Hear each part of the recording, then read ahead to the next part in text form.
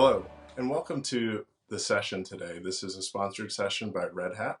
We're glad to be here. And today we're going to talk about how IT organizations within the federal agencies are modernizing. I'm going to be your guest speaker today. My name is Trey Vance, and I am a Hyperscale partner development lead.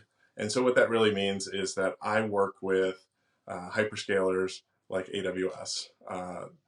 I spent 3 years at AWS before coming to Red Hat, so I understand a little bit about the need for a customer mission and how we align with AWS on building solutions for our shared customers. And so this is a really nice thing for me to come back to do the Public Sector Summit. I'm involved, of course, in the public sector at Red Hat and was at AWS as well. So just really excited to do this. And I know things are a little bit different this year than they have been, but we're going to definitely get through this and have a really good conversation virtually on some of the things that are helping our customers to succeed in their modernization efforts. At a high level, the agenda is going to be on what the government priorities are in 2021 and beyond. We're also going to talk about the Red Hat relationship with AWS and how we're working together with our customers to solve those big pressing needs for these federal agencies, and how we've learned some things from our customers by working with them on these modernization efforts. We're going to talk about some of the resources that we have for government. I'm a very hands-on and tangible person, so I think it's important that we show some things that we've not only done before, but some things that could inspire our customers to do more with the tools that they have. So in looking at the government trends for 2021 and beyond, it starts with the biggest trend of 2020, and that's COVID-19. And for governments especially, there are a number of different things that were a reaction to COVID-19 and the global pandemic. One of the biggest things that you'll notice is that I'm here at home, and I'm sure many of you are as well. But the work from home and the drive to build things very quickly in the cloud and to leverage cloud service offerings was really a driver in 2020, and it will be in 2021 and beyond. Agencies are no longer exclusively in the data center, and that's really the start of a digital transformation and migrations as well. One of the things that we're seeing is the millions and billions of dollars that are spent on the reaction to COVID, and that is ranging from anything from unemployment insurance to child services to vaccine distribution. There are a number of things where innovative government solutions are being developed and are being done very rapidly. In addition to COVID, there's a new initiative that was previously cloud first, but is now cloud smart. And cloud smart means that the Office of Management and Budget has created guidelines for migrating into the cloud. So initially, everyone created organizations that were called cloud. Well, cloud is, self-service from the customer perspective, and it's the ability to scale with capacity on demand. And so once you really understand what that is, you'll see how not only the AWS solutions fit into that, but also the solutions from Red Hat, and how we are cloud native and are helping our customers to become cloud native or move in that journey. Very broadly, we've seen that our customers go from what we call a cloud migrator, an organization that might move into the cloud because they are closing a data center. Those organizations have a particular mission, which is to get their compute resources somewhere else and then to begin to consume those cloud services. Once you kind of go through that journey for a while, the organizations shift to starting to refactor, re-architect. And when they do that, they introduce cloud services. And so with AWS and with Red Hat, what we do is we help those organizations become more cloud forward, where they're retiring some of the traditional technical debt and they're investing in technologies and processes that will allow them to move more quickly. And when we think about that, ultimately that goal is to consume and to be more cloud native, to be able to experiment very rapidly. And we do that through our use of what's called Kubernetes, which is a container orchestration platform that was originally created by Google, but was adopted broadly by the open source community. And Red Hat was there at day one. So we've been a leader in that type of cloud native and open transformation. So really excited to talk to you about that and about some of those resources. Now you may be wondering, and it's something that I actually deal with a lot, but there's an organization called, there's a process rather, called FedRAMP, which is a risk authorization program through the federal government that has accreditations and authorizations. And they're actually, it's been around for a number of years, but it's actually moving towards automation of the whole process. So traditionally, FedRAMP is an audit. Audits produce paperwork. And now that process is actually becoming automated using machine-driven compliance as code. And so that's a really exciting progression. And Red Hat, being a leader in open source, actually has some very visible ways of working with automation of machine-driven data and data that's coming out of systems. So really cool things there, and I'll give you some resources that you can look at and experiment on your own and kind of see what those look like. Lastly, we'll talk about the GSAs, the Centers of Excellence. So migrating to the cloud is one thing. Consuming technology in the cloud is another.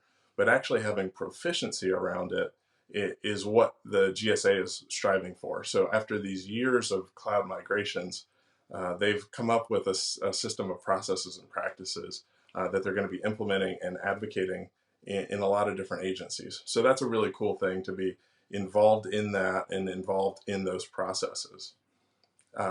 Just a bit of landscape, right, for looking at the vastness of the open source community. There's a lot there that customers have a choice to build and experiment on. And what Red Hat does is we offer to be a guide in open source communities and projects, and also our enterprise products. So it's open source is a really neat thing. There's a very vast and large participation in the open source community, and there's also a lot of different projects out there that are being watched and developed by the Cloud Native Compute Foundation. Kubernetes was one of those, and Red Hat has been active in the community since the very founding of the company, and actually before we called it open source software. So Red Hat is an enterprise software company, and that means that we not only consume open source, but we contribute back. And that's a very important thing for organizations to realize, that when you contribute to the open source community, you're not only improving the community, but you're improving the resilience, the security, and the visibility of your own products. And so what that does for our customers, what it does for government customers especially, is it gives them a way to see innovation in motion. And in a high velocity environment like government, an environment that is subject to state level actors, independent threats from hackers, and any number of organizations that are attempting to enter those government facilities, those government systems. It's important to be able to shine the brightest light on the things that you're doing.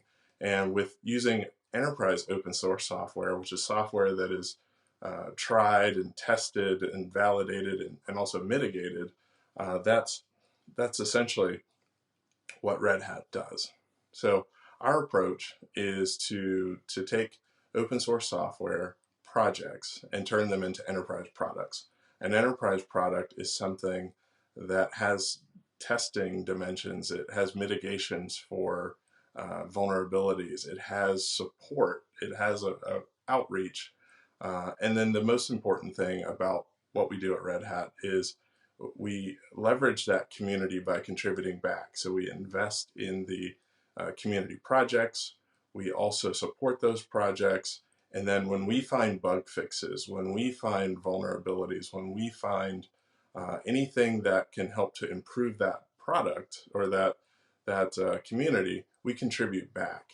And we contribute back not from an altruistic perspective, but just because that's good for our customers, it's good for our business as well. Any organization that uses open source but then doesn't contribute back, those organizations tend to have to do a lot of fixes. They have to do a lot of backporting.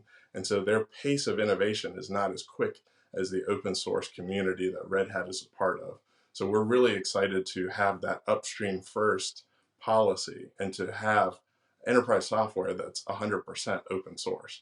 So those are really important things, and it helps our customers to seek that clarity, to have that capability. And then the other thing that gets me excited about all of this is the wide variety of choices for use cases and ways of working. So you can use Red Hat software on AWS and consume the AWS services in a variety of ways, in the ways that fit your mission the best. One of the things that I think about is the U.S. Navy. And the U.S. Navy has a program that they call Compile to Combat 24, which essentially says that they want to be able to introduce security fixes, cybersecurity, risk mitigation, and they want to be able to introduce new capabilities. They want to be able to do that in 24 hours and deliver that in some cases to the ships at sea, right? So one of the ways that they've done that, of course, is with Red Hat and AWS. AWS from the perspective of having the ability to iterate very quickly in the cloud, and with Openshift and with Red Hat, the ability to do that on board the ships. And so essentially, a risk can be mitigated. Code can be brought from ideation into production within a 24-hour period, and you have consistency of what you're doing in the cloud using Red Hat and Openshift and AWS, as well as being on the premise or floating on the water, as it were, and doing that with the same capability rolled out in the exact same way, creating that digital twin. So it's a really cool thing that they were able to do with a variety of technologies from Red Hat, but they were able to do it very quickly. And so that's a mission that's actually in production today. So it's one of many examples, and I'll try to talk about a couple of other ones where we're working together with customers to meet their needs. So I've used this word, I've said OpenShift. What is OpenShift? Well, OpenShift is powered by Kubernetes, but OpenShift is an application platform to build cloud native applications. And it's built on a foundation of Red Hat Enterprise Linux, which is our Linux solution. And what's nice about that is anything that we have, whether it's common criteria or FIPS validated endpoints for our cryptographic libraries for our operating system, can be used in our customers' applications. So as a customer is progressing, they're able to leverage the same security and consistency all the way from the core operating system all the way through the applications that they're producing. So when they're producing cloud native applications built on OpenShift, they're actually doing it with the core OS underneath, with the Red Hat Enterprise Linux and the 25 plus years of experience that we've had in building open source technology. OpenShift also is a platform service, so there's more to it than just Kubernetes, right?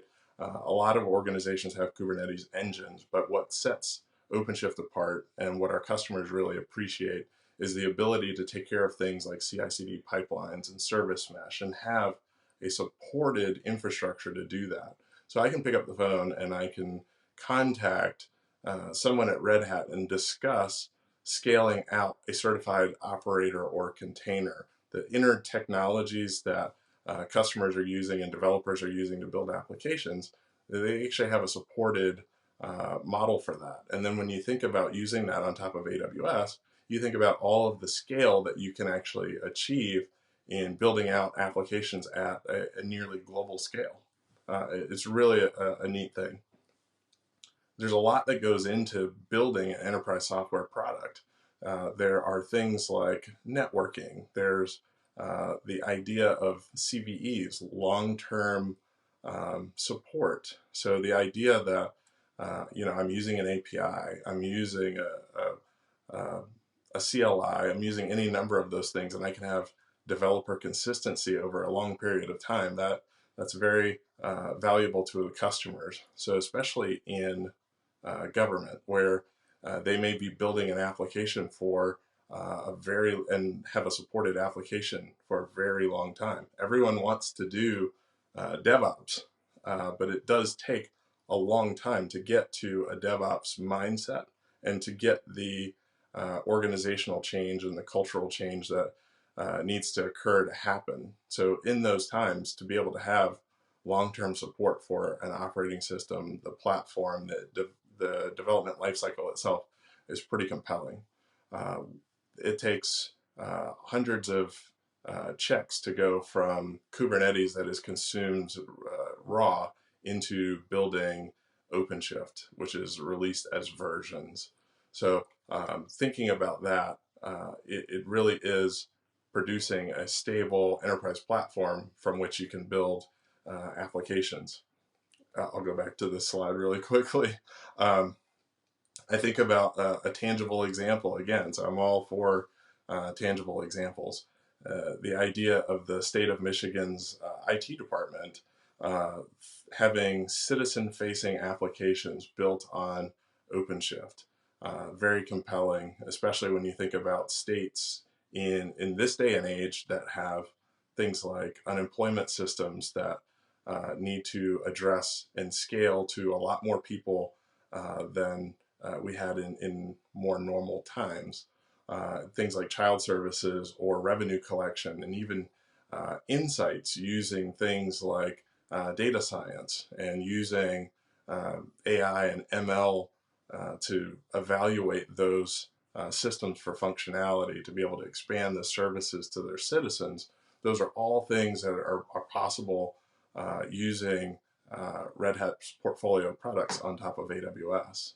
And that way you have a combination for our customers of the simplicity of being able to consume the services, but also to be able to scale those out and to be able to draw from it and consume database services, or to consume ETL, any number of other technologies to further their mission and further those citizen-facing activities. So what are some things that we can do to help government and our government agencies protect themselves? One of the things that we have is a resource, a set of resources actually, our redhatgov.io, which is our public sector specific Red Hat website. And at that website, you can see some of the things that we're doing, whether that's our compliance operator, which is a way to enforce policy and governance inside of the development process and inside of your cloud native applications. We also have something that we call ATO pathways, which is a way to see the NIST 853 or the 800 171 controls, like the controls specific to what government's looking for, to be able to see how we articulate that, not just from a human readable perspective, something you would see in an audit, but actually something that could be integrated into a CI/CD pipeline, and so that an organization can confirm that a particular library is being used or is not being used.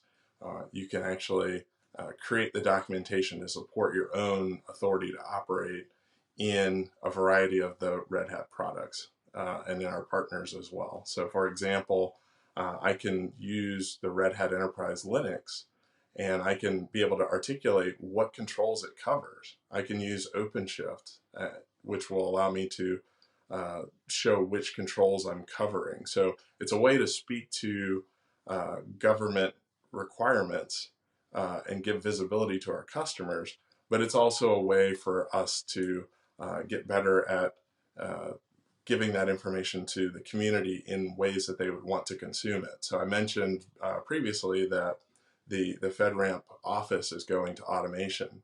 The ATO pathways is something that can help accelerate that by giving you a choice of XML or JSON, YAML, or even the OSCAL, which is the language that NIST developed with the community to create compliance automation. So it's a compliance automation language, and we can help articulate what the Red Hat portfolio of products is doing in that language, and that helps our government customers to modernize and to be able to move into the cloud with confidence and be able to pair with things like getting authority to operate or using FedRAMP or CMMC, a number of other compliance protocols as well. I did mention that some of our customers are either concerned with compliance and standards. There are standards that we have that are built into our products, such as the common criteria. There are things like the FIPS 140-2 validated cryptographic libraries. So that's a mouthful. But what that means is for government agencies, there's a specific way that they're supposed to have data or information processed. And we actually take and submit our cryptographic libraries from our operating systems, from our platforms and tools. We actually submit those to NIST and get those evaluations. So we put the work into ensuring that our government customers have the best and brightest capabilities, and then we validate that. So it's validated independently from Red Hat with the government as well, and that allows for confidence in what it is that our customers can build, and they can use that to secure their applications all the way through to whatever it is that they're building, and they can do that at a rapid pace.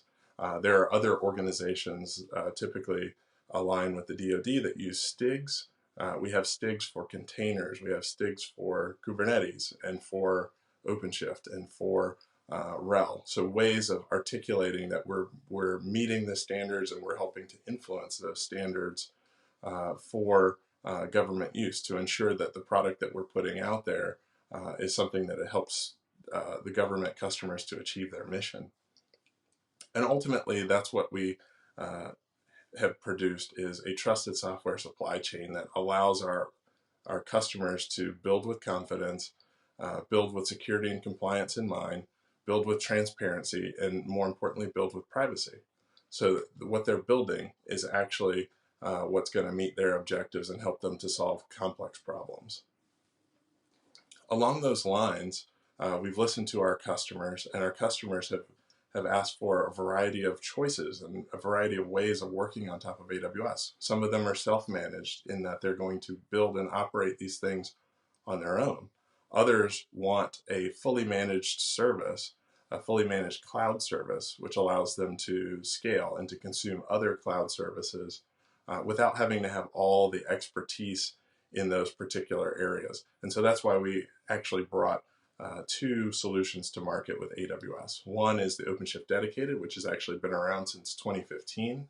It's a Red Hat managed and Red Hat transacted AWS service. So we also have the joint offering with AWS, which is the Red Hat Openshift service on AWS, which is a managed platform for Kubernetes, but it is supported by both Red Hat and AWS.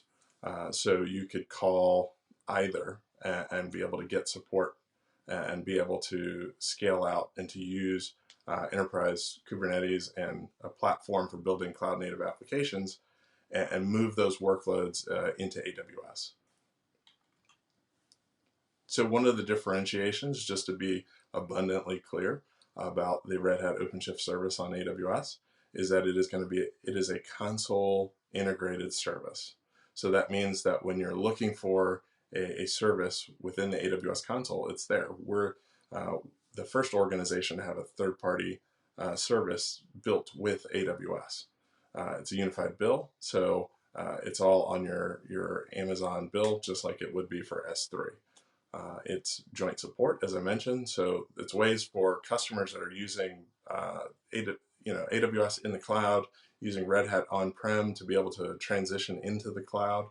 And it's also a way to be able to integrate a variety of open source projects and products into an AWS environment, leveraging things like RDS for SQL Server, or RDS for Postgres, even being able to use Aurora, or being able to consume database services like DynamoDB or DocumentDB, Quantum Ledger, any number of other AWS services. It's a way to be able to really build both cloud native applications using Red Hat's portfolio of products in the open source community, but also to be able to leverage AWS services as well. And there's at least 175 of those, if not more. There's more every day. Their pace of innovation is very strong as well. So I want to leave you with a couple things, like how to get started. What you'll see is a Red Hat Openshift service on AWS. There's a way within the console to be able to deploy that. And I look forward to you finding out some more information by going to aws.amazon.com/rosa, and that will allow you to find out when you could sign up. It's, as of the recording of this video, it is actually in preview. So I'm hoping that as we get closer to that launch, more information will be found. And finally, in the words of LeVar Burton, you don't have to take my word for it, right? You can look at some of our OpenShift customer success stories. I mentioned a few. I mentioned the U.S. Navy. I mentioned the Michigan Department of Technology. But there are plenty of others, and there are global examples as well, such as the Schiphol Airport in Amsterdam. There are specific use cases for healthcare. So there are a number of things that I didn't talk about, but we could talk about with you, and we'd love to have a conversation. So with that, I really do want to thank you for taking the time to listen to this presentation, to be a part of this conversation. Look forward to being able to have a continued dialogue with you, and I thank you for your time. So thank you very much.